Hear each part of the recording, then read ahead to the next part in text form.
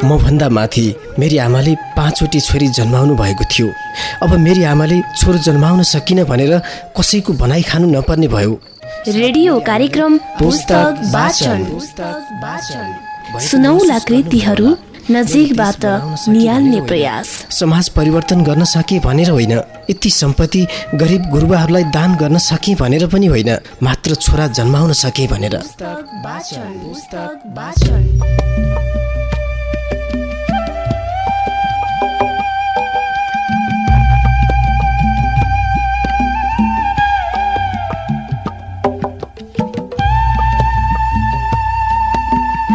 समयले त कहिले तिमीलाई बलियो बनाउँछ, कहिले अर्कोलाई बलियो बनाउँछ, तर निर्धारहरूका लागि जब त्यो आफ्नै जीवन जस्तै बन्दैन, जब आफ्नै खुसी र आफ्नै हाँसो जस्तै लाग्दैन, त्यति बेला मात्रै तिमीले थाहा पाउनेछौ वास्तविक जीवनको अर्थ कस्तो हुनेछ, वास्तविक दुःख र पीडाको अर्थ कस्तो हुनेछ।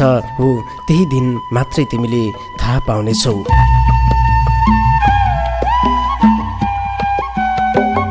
स्वागत अनि साहित्यिक अभिवादन हेटौडाकै पहिलो सामुदायिक रेडियो मकवानपुर 101.3 मेगाहर्जको साप्ताहिक रात्रिकालीन साहित्यिक प्रस्तुति कार्यक्रम पुस्तक वाचनको अर्को नवीन श्रृङ्खलामा। कार्यक्रम पुस्तक वाचनको साथमा सदा जस्तै आज पनि तपाईँ बीच उपस्थित छु म सुनिल गौतम, प्रविधिमा सहकर्मी इमान।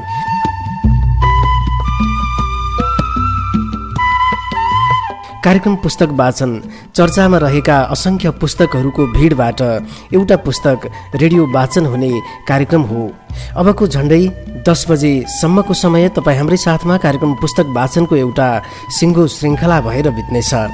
कार्यक्रम पुस्तक वाचनमा रहेर हामी चर्चामा रहेका असंख्य पुस्तकहरूको भिडबाट एउटा पुस्तक रेडियो वाचन गर्ने गर्दछौँ र यसै क्रममा हामीले केही श्रृङ्खला अघिदेखि चर्चामा रहेका तिनै असंख्य पुस्तकहरूको भिडबाट स्रष्टा भुपिनको औपन्यासिक सङ्ग्रह मैदारोको कथावस्तु यहाँलाई सुनाउँदै आइरहेका छौँ। मैदारो औपन्यासिक सङ्ग्रहमा हामीले अघिल्लो श्रृङ्खला रमन दाई शीर्षक दिएको उपकथाक्रम यहाँलाई सुनाइसकेका छौँ। रमन दाई जसमा चित्रकार नदीन आफूले चाहेर पनि त्योभन्दा अघिल्लो पढाइ पढ्न सक्दैन, पढ्न पाउन्न, किनकि एउटा सार्की परिवारमा जन्मिनु उसको लागि अभिशाप मात्रै भएन, उसले आफ्ना जीवन भएका धेरै अनुभवहरू नमिठो तितो गुजार्नु परेको थियो। हामी आज पनि बिसाइएका तिनै कथा प्रसङ्गसँगै आजको श्रृङ्खला सुरु गर्नेछौँ। कार्यक्रमको सुरुवातमा सदा जस्तै एउटा सुमधुर साङ्गीतिक आवाज, त्यसपछि कथाक्रमसँगै उपस्थित हुने नै छु। अहिले भने यो एउटा सुमधुर साङ्गीतिक आवाज।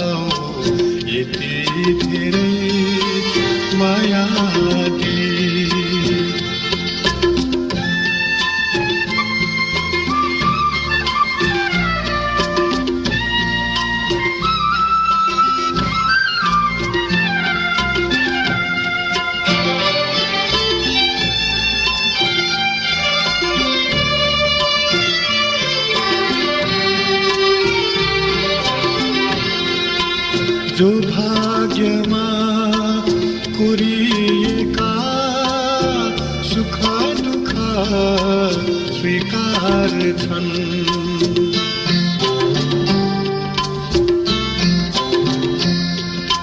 जो भाग्यमा कोरिएका सुख दुःख स्वीकार छन्, केही तिता पल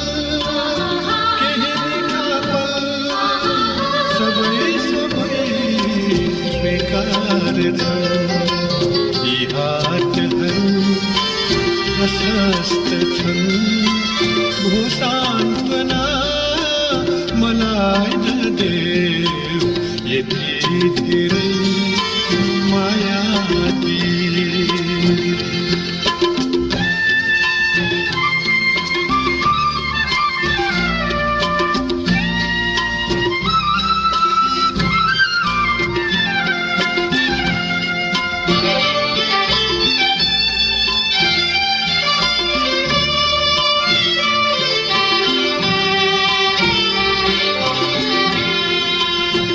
बाटोमा कति काँडा कति फूल टिपिरे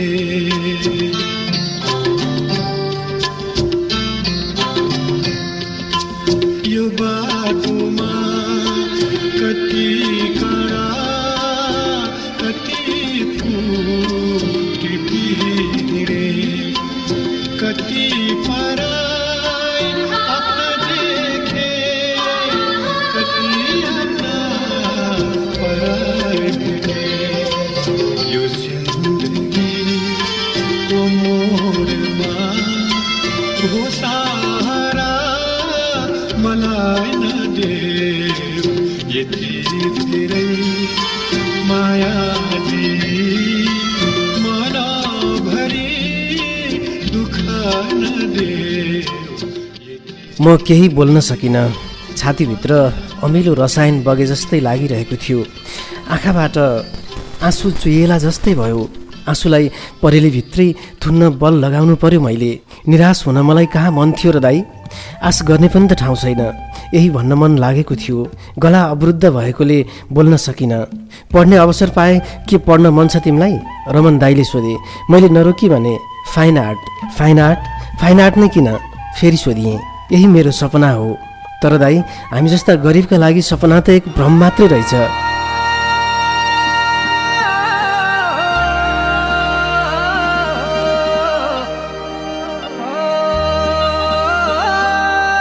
केही उदास दिनहरू मनेको जवाफ पर्खिँदै र परी थापाले उपहार दिएका पुस्तक र पत्रिका पढ्दै बिताएँ।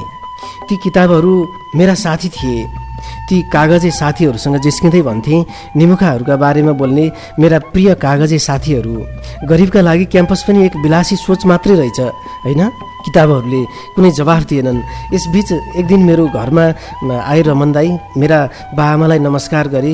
बडो अप्ठ्यारो मानी बाआमाले रमन दाईको नमस्कार फर्काए। सायद यही नै पहिलो घटना हुँदो हो उनीहरूको जीवनमा जहाँ कुनै विष्टले नमस्कार गरेको थियो उनीहरूलाई सम्मानपूर्वक।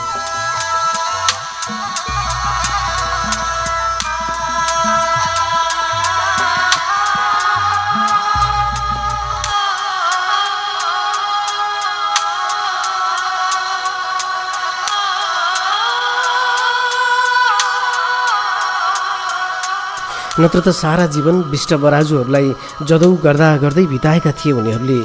नदिन भाइ, अब क्याम्पस पढ्न जाने तयारी गर। पढ्न लाग्ने खर्चको व्यवस्था हाम्रो संस्थाले मिलाउँछ, रमन दाईले भने। म एकदम अवाक भएँ। नपत्याएको भावमा बाआमा पनि अवाक थिए। सोचेँ, रमन दाई किन ठट्टा गरिरहेका छन् हामीसँग?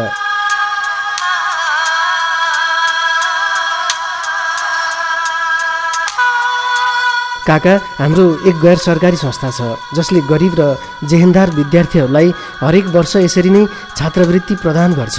नदिन भाइलाई आइए पढ्न लाग्ने सबै खर्च हाम्रो संस्थाले बेहोर्छ।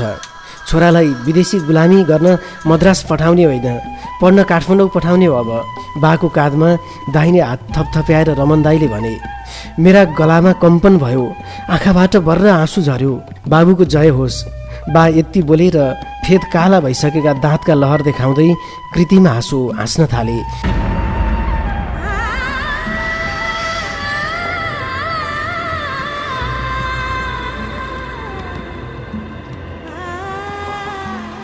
मैले देखेँ उनको हाँसो बिल्कुल रुन्चे थियो। नदिन भाइ, तिम्रो फाइन आर्ट पढ्ने रुचि मलाई धेरै मन पर्यो।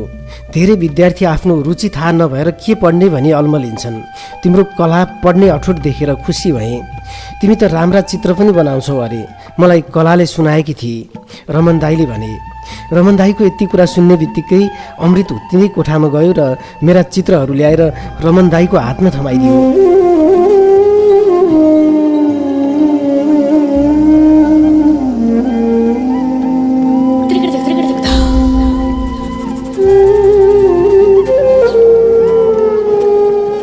पनि मेरो छात्रवृत्तिको कुराले निकै खुसी देखिन्थ्यो। चित्र बनाउने भन्दा अरू पढ्ने भन्नुहोस् न बाबु यसलाई, पछि गएर सरकारी जागिर पाइने, स्कुलको मास्टर हुन पाइने, यस्तो पो पढ्ने, चित्र बनाएर के खान्छ यसले।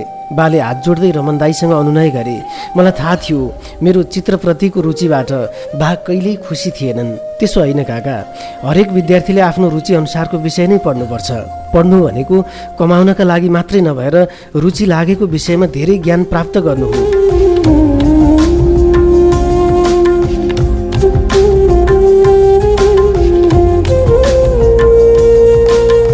आहा, हेर्नुहोस् त भाइले कति सुन्दर चित्र बनाएको रहेछ। स्याबास भाइ, रमन दाईले मेरो पनि काँधमा थपथप्याइदिए। मन गदगद भयो। बाले भने सधैँ झैँ आज पनि मेरा चित्र हेरेनन्, यसले बनाएका चित्र दुरुस्तै छन् के रे बाबु, होइन त? हातमा भाँडा समाएर आँगनमा उभिएकी आमाले भनिन्। मेरो चित्रप्रतिको लगावबाट बा जति दुखी थिए त्यसको सम्पूर्ण असुल उपर हुने गरी आमा खुसी थिइन्।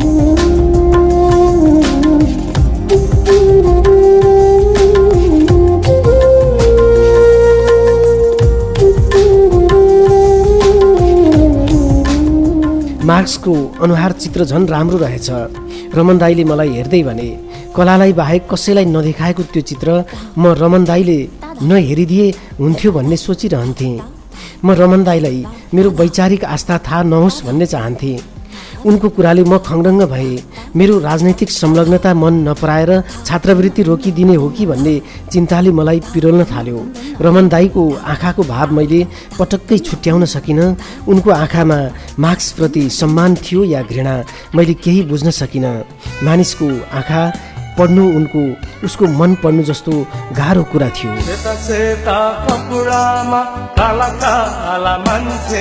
जनताद्वारा जनताले जनतालाई भन्थे, सेता सेता कपडामा काला काला मान्छे, जनताद्वारा जनताले जनतालाई भन्थे। कंगाल भए जनता नाङ्गो पारे राष्ट्र, यो देशको काट्टो खानेहरूले, यो देशको काट्टो खानेहरूले।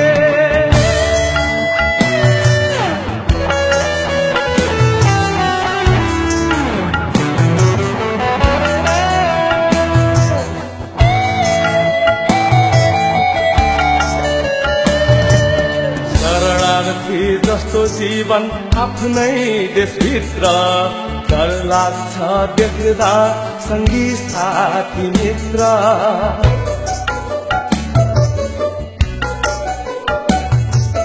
शरणार्थी जस्तो जीवन आफ्नै देशभित्र, डर लाग्छ देख्दा सङ्गी साथी मित्र। डर लाग्छ आफ्नै दैलोभित्र छिर्न, ऋणको भारी बोक्ने पारे गर्भका भ्रूण। यो देशको काट्टो खानेहरूले, यो देशको काट्टो खानेहरूले।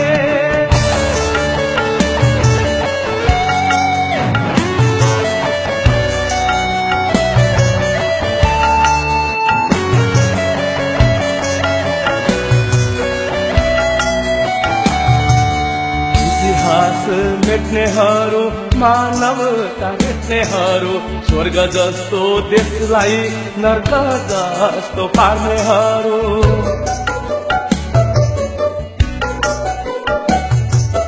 इतिहास मेट्नेहरू, मानवता मेट्नेहरू, स्वर्ग जस्तो देशलाई नर्क जस्तो पार्नेहरू।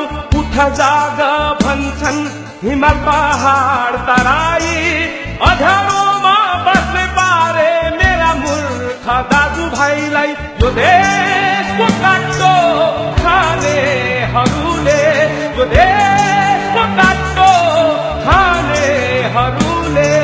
सेता सेता कपडामा काला काला मान्छे, जनताद्वारा जनताले जनतालाई भन्थे। सेता सेता कपडामा काला काला मान्छे, जनताद्वारा जनताले जनतालाई भन्थे।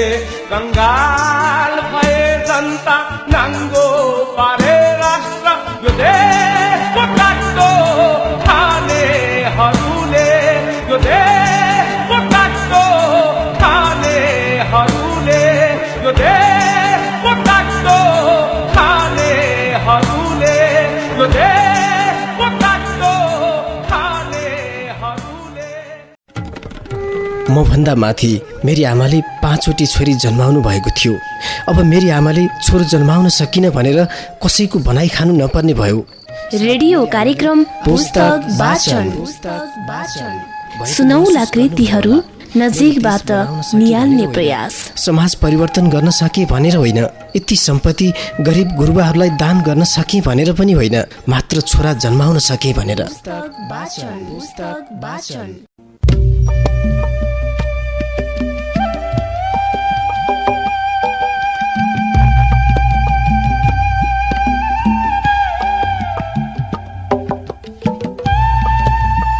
यो छोटो साङ्गीतिक विश्राम अनि व्यापारिक विश्रामपछि फेरि पनि स्वागत गर्दछौँ हेटौँडाकै पहिलो सामुदायिक रेडियो मकवानपुर 101.3 मेगाहर्जको रात्रिकालीन साहित्यिक साप्ताहिक प्रस्तुति कार्यक्रम पुस्तक वाचनको अर्को नवीन श्रृङ्खलामा।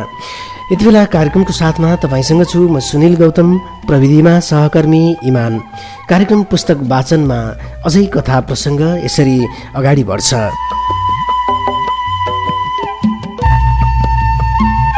म पहिलो पटक राजधानीमा पुगेको त्यो दिन अझै मलाई कुनै प्रिय सपना जस्तै लाग्छ। अँधेरी गाउँबाट पुरै 9 घण्टा हिँडेर म स्याङ्जाको नौडाँडा पुगेको थिएँ र नौडाँडाबाट बस चढेर पोखरा।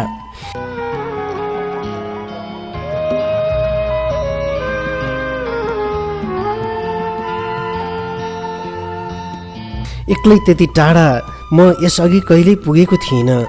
शरीरमा रोमाञ्चकता, कल्पना, भय र सपनाका अनौठा भावहरू पनि झोलामा केही जोर कपडा बोकेर म कार्कीनेटा उक्लिएको थिएँ। राजा दशरथले भुलवश हत्या गरिएको श्रवण कुमारको कथा सम्झँदै आँधी खोलाको किनारमा नागवेली घुमेर नौडाँडा पुग्दा पनि म खासै थाकेको थिइनँ। मर्स्याङ्दीको बाँधमा बिजुलीका पोलबाट खसिरहेको उज्यालोले कुनै विशिष्ट कला गरे जस्तै लागेको थियो मलाई। आबु खैरेनी कट्नासाथ माथि आकाशमा सयौं तारा चम्किरहेका देखेपछि म पुलकित भएको थिएँ।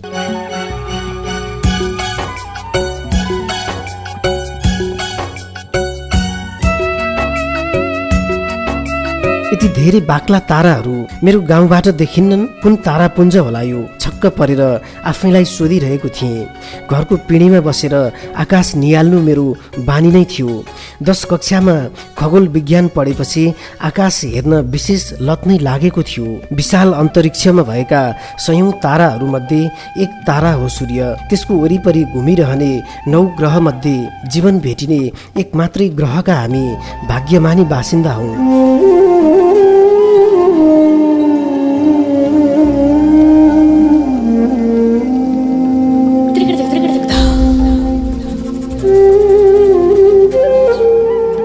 यस पृथ्वीमा मनुष्य जीवन ब्रह्माण्डको अचम्म लाग्दो संयोग हो। मित्र सरले भन्नुभएको वाक्य सम्झिरहेको थिएँ। सर भन्नुहुन्थ्यो, ब्रह्माण्डमा अर्को पनि पृथ्वी हुन सक्छ जहाँ हामी जस्तै प्राणीहरूको जीवन भेटिन सक्छ। तिनीहरू हामीभन्दा पनि विकसित हुन सक्छन्। तिनीहरूलाई एलियन भनिन्छ।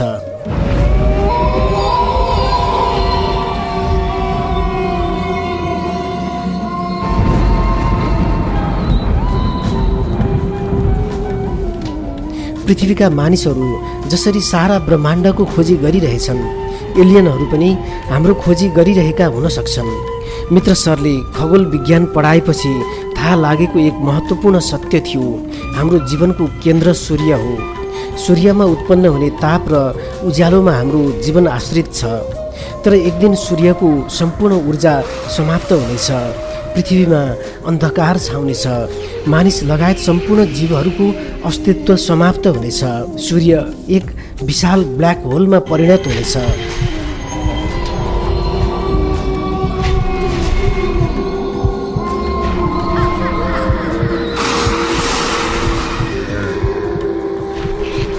त्यसपछि त्यसले वरिपरिका ग्रह र पिण्डहरूलाई निल्न थाल्नेछ। जन्मिने हरेक जीवन र पदार्थको मृत्यु निश्चित छ। सूर्यको मृत्यु पनि निश्चित छ। सम्पूर्ण रूपमा सूर्यमा आश्रित पृथ्वी अमर हुने कुनै सम्भावना नै रहने छैन। म आकाश हेर्दै मित्र सरका यिनै डरलाग्दा भनाइहरू सम्झिरहन्थेँ।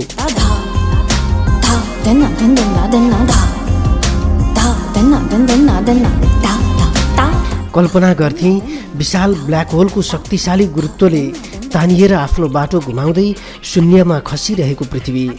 मेरो सास अचानक बढ्न थाल्यो। मानिसहरू शून्यमा उडिरहेका स्पष्ट आकृतिहरूले मेरो होस हवास नै घुम्न थाल्यो।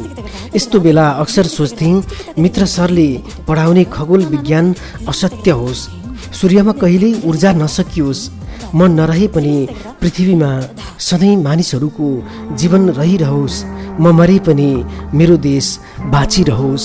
यस्तै कल्पना गरिरहन्थे। म मरे पनि मेरो देश बाँचिरहोस्। मेरो देश बाँचिराखो, म मरे पनि मेरो देश बाँचिराखो। हिमालको टाकुरामा नेपालीका पाखुरामा चन्द्र र सूर्य अंकित झण्डा फरफर नाचिरहो। म मरे पनि मेरो देश बाँचिराखो, म मरे पनि मेरो देश बाँचिराखो।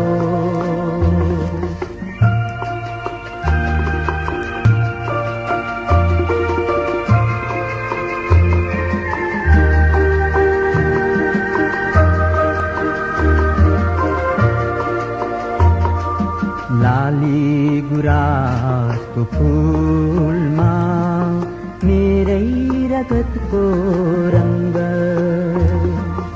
डाली डालीमा झुल्दछ मेरै मनको तरङ्ग।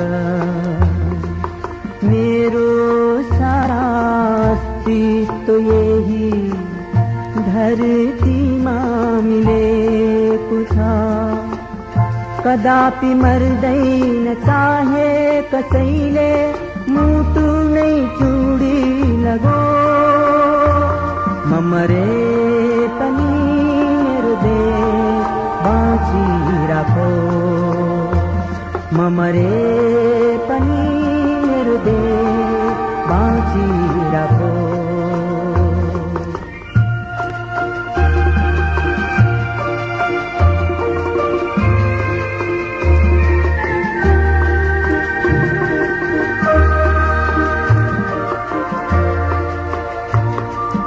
मर्छु देशको निम्ति गर्दै मरी मरी काम, अर्पित गर्छु आफ्नो जीवन यो देशलाई तमाम। यही एउटा धोको छ, चाहहरू केही छैन।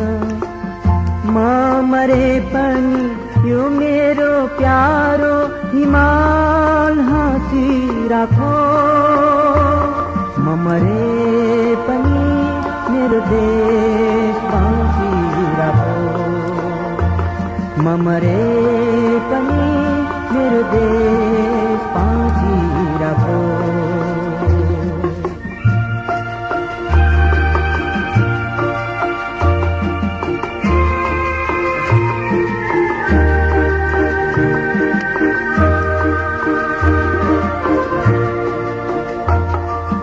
आफ्नो गीतहरूमा मैले कल्पना लाखौं पोखेँ।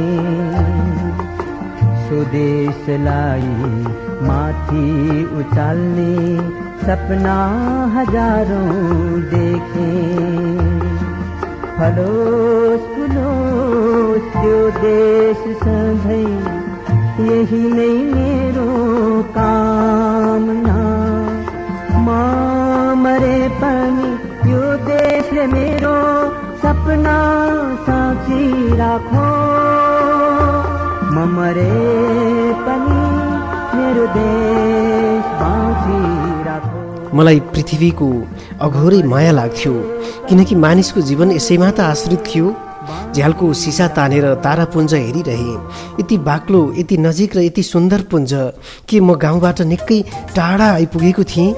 मैले ती ताराहरू चम्किरहेको हेरिरहेँ धेरै बेर।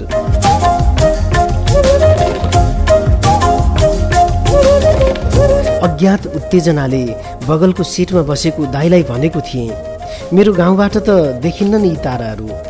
छक्क परेको अनुहारले हेरेका थिए मलाई उनले। यी ताराहरू होइनन् भाइ, मनोकामना मन्दिर वरिपरि बलेका बत्तीहरू हुन्। उनले यसो भनेपछि अब छक्क पर्ने पालो चाहिँ मेरो थियो।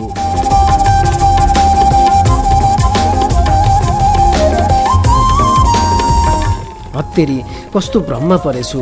बिहान 6 नबज्दै बस गोङ्गबु बसपार्कमा छिरेको थियो। बसबाट झरेपछि बाहिर सडकमा आई नारायण गोपाल चोक जाने सिटी बसबारे यात्रुसँग सोधपुछ गरेको थिएँ। रमन दाईको डेरा त्यतै थियो। जीवनमा कहिल्यै कसैलाई फोन नगरेको मैले नारायण गोपाल चोकबाट रमन दाईलाई फोन गरेको थिएँ। मलाई लिन रमन दाई चोकसम्म आएका थिए। रमन दाई र भाउजूले मलाई बडो हार्दिकतापूर्वक स्वागत गरे आफ्नो डेरामा।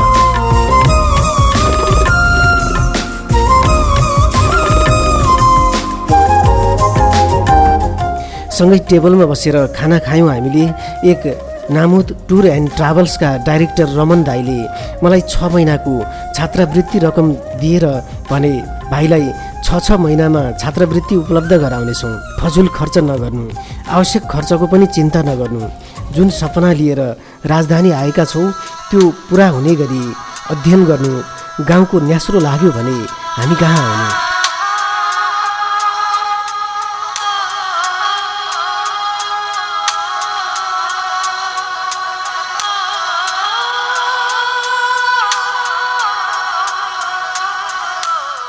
मीरा भाउजूले भनेकी थिइन्, मलाई आफ्नै दिदी जस्तो सम्झनु है, डेरा नपाउने बेलासम्म यहीँ बस्नु। रमन दाई र मीरा भाउजूको आत्मीयताले लुछुप्पै भिजायो मलाई। म उनीहरूप्रति धन्य भएँ। दाईको बाइकको पछिल्लो सिटमा बसेर म भोटाहिटीमा अवस्थित ललित कला क्याम्पस पुगेँ। त्यही दिन त म ललित कला क्याम्पसमा भर्ना भएँ, इन्टरमिडिएट इन फाइन आर्ट। पापी रहेछ कहिले नभन्नु, लेखिन छु चिठी भने बिर्सिएछ कहिले नभन्नु। हो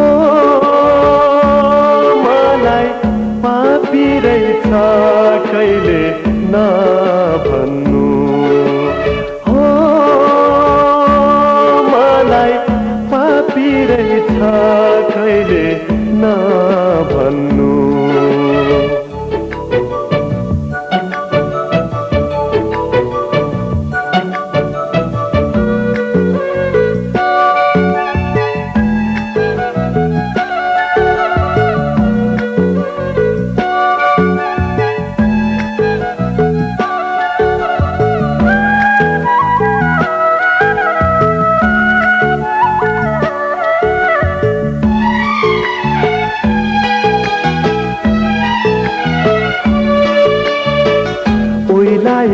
पात थियो बतासैले झार्यो भन्दिनु।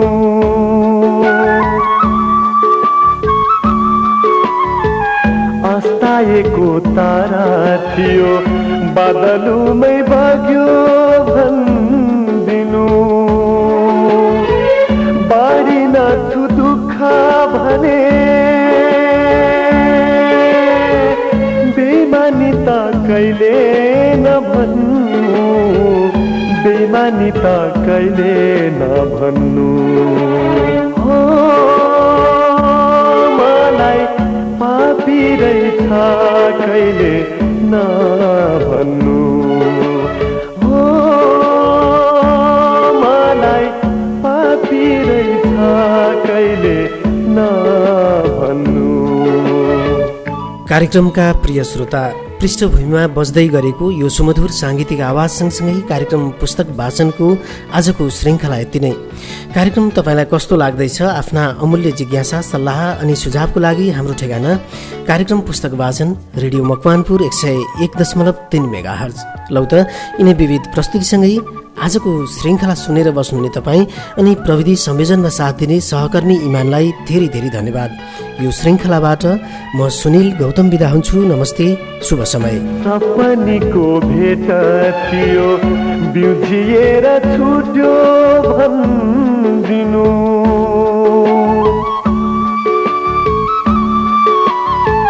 कर्कलाको पानी थियो आँखाबाट फुट्यो भन्दिनु, आइन छु फर्की भने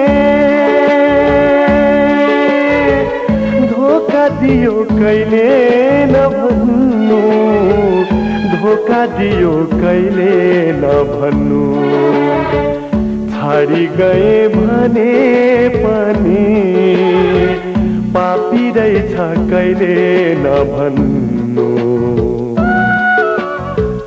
लेखिन छु चिठी भने बिर्सिएछ कहिले नभन्नु, हो मलाई पापी रहेछ कहिले नभन्नु, हो मलाई पापी रहेछ कहिले नभन्नु। म भन्दा माथि मेरी आमाले 5वटी छोरी जन्माउनु भएको थियो। अब मेरी आमाले छोरो जन्माउन सकिन भनेर कसैको भनाइ खानु नपर्ने भयो। रेडियो कार्यक्रम पुस्तक वाचन, सुनौला कृतिहरू नजिकबाट नियाल्ने प्रयास। समाज परिवर्तन गर्न सके भनेर होइन, यति सम्पत्ति गरिब गुरुबाहरूलाई दान गर्न सके भनेर पनि होइन, मात्र छोरा जन्माउन सके भनेर।